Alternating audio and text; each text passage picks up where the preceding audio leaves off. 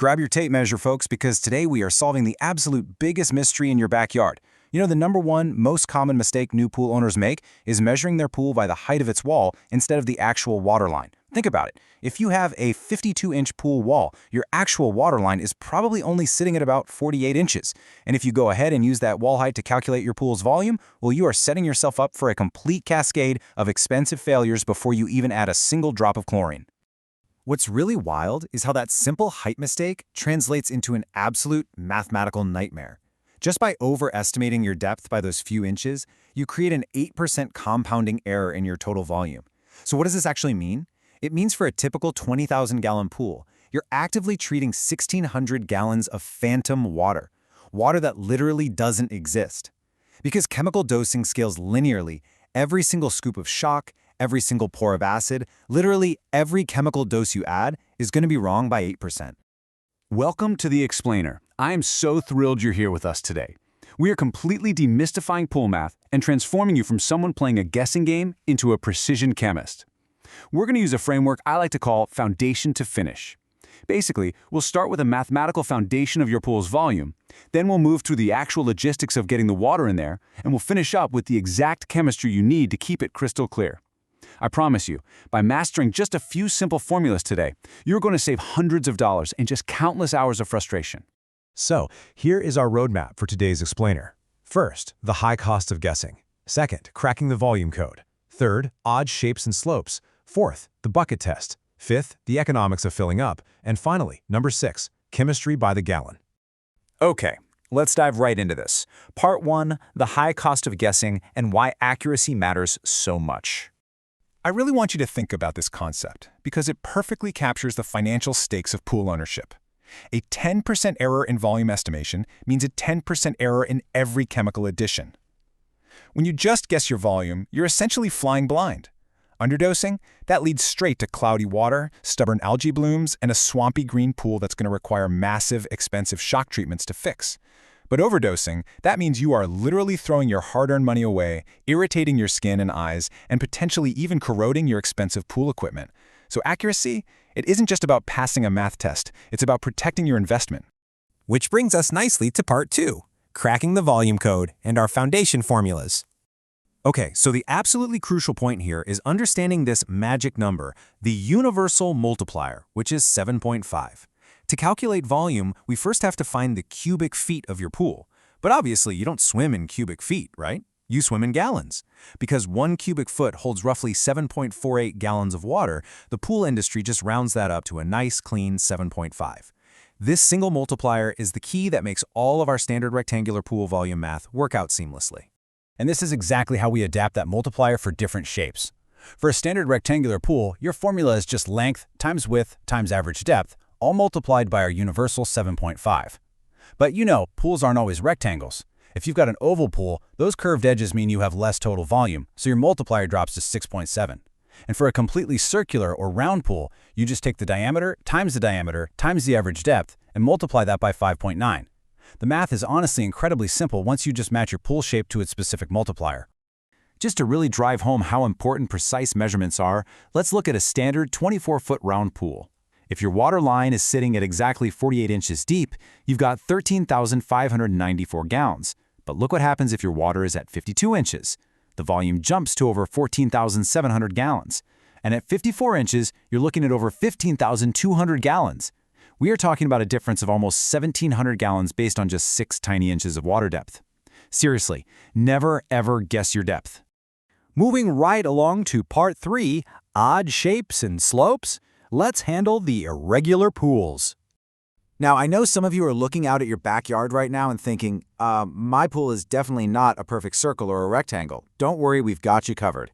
If your pool has a sloped bottom, it's super easy. You simply measure the water line down to the floor in the shallow end, and then measure the water line to the floor in the deep end. Add those two numbers together, and just divide by 2. Bam! That gives you your average depth, which you can now plug directly into the standard formulas we just talked about. For those of you with truly custom shapes, there is a brilliant strategy for this.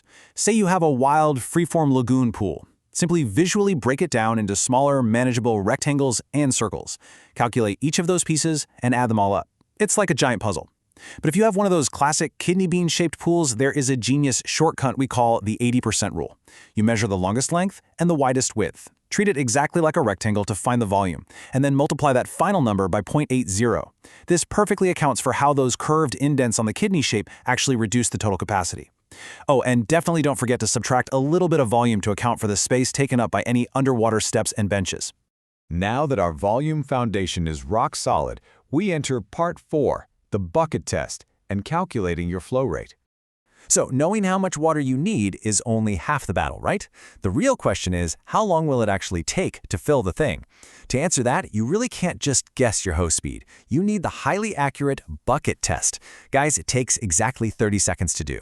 Step 1, grab a standard 5-gallon bucket and turn your hose on full blast. Step 2, use your phone to time exactly how many seconds it takes to fill that bucket right to the brim. Step 3, take the number 300 and divide it by those seconds. That gives you your exact gallons per minute, or GPM. So if it takes 25 seconds, 300 divided by 25 means you have a 12 GPM flow rate. Easy. And this builds directly into our real-world logistics. Just notice the excruciating weight of a standard 9-gallon-per-minute garden hose compared to a professional water delivery truck. For a 20,000-gallon pool, a single hose is going to take about 37 hours of continuous running. That's literally a day and a half of babysitting at garden hose. Meanwhile, a professional water truck can deliver 2 to 4 loads and have the entire job done in just a few hours. And that brings us to Part 5, Economics of Filling Up. Let's get into some insider secrets. So, a water truck is incredibly fast, but at $175 to $380 a load, it gets expensive really quickly. Tap water is much cheaper, for sure, but there are ways to make it even more economical. If you take nothing else away from this section, please remember the sewer charge trick. In most cities, your water bill includes a massive sewer charge that's based on your total water usage. But here's the thing, your pool water never goes down the sewer. So before you turn your hose on, call your utility company and ask for a pool fill credit. Many utilities will happily waive the sewer fee for the thousands of gallons you're about to use, which instantly cuts your total water cost by 30 to 50%. It is an absolute game changer of a money-saving secret. All right, here are a few more actionable pro tips for the filling process. If you want to fill faster, use 2 hoses. But, and this is a big but, they must be connected to 2 completely separate spigots to actually double your flow rate. Actually, scratch that idea you had about using a Y-splitter on one tap. That does absolutely nothing. Also, try to fill your pool at night between 10 p.m. and 6 a.m. City water pressure is at its peak then because no one is showering. And this next part is absolutely crucial. Add a stain and scale preventer when the pool is 25% full. This is especially vital if you use well water. Well water is notorious for containing heavy metals like iron and copper. The absolute second chlorine touches untreated well water, those metals oxidize and turn your beautiful new pool water brown or black. No way you want that. Always, always use a hose end pre-filter. Finally, we reach Part 6, Chemistry by the Gallon. It's time for balancing the finish. So your pool is full, but fresh tap water is definitely not safe to swim in yet. We have to apply our accurate volume math to balance the finish. Comparing chemical concentration shows exactly why knowing your baseline volume is so incredibly vital. If we want to raise the free chlorine by just 1 part per million in a 10,000-gallon pool, the physical amount of product you add changes drastically depending on what you buy. You'd need 13 fluid ounces of 10% liquid chlorine, but only 1.2 ounces of 65% granular chlorine. Think about it. If you don't know exactly how many gallons you actually have, there is no way you can safely calculate the difference between these highly concentrated chemicals. When you're balancing fresh water, you've got to follow a strict order of operations. Step 1 is always testing the baseline. Step 2 is crucial. You must adjust your total alkalinity first, aiming for 80 to 120 parts per million. Why? Well, because alkalinity acts as a buffer for your pH. If you try to fix the pH before the alkalinity, your levels will just bounce all over the place.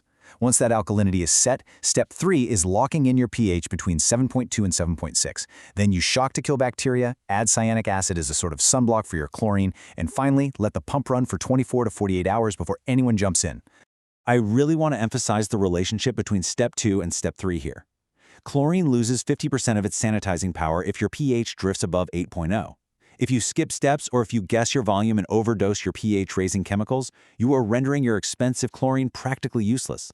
You could be dumping literal gallons of sanitizer into the water and bacteria will still thrive because that high pH is entirely suppressing the chlorine's power. It's crazy. Which brings us to our final, somewhat provocative question. Are you actually treating your pool, or are you just guessing its volume?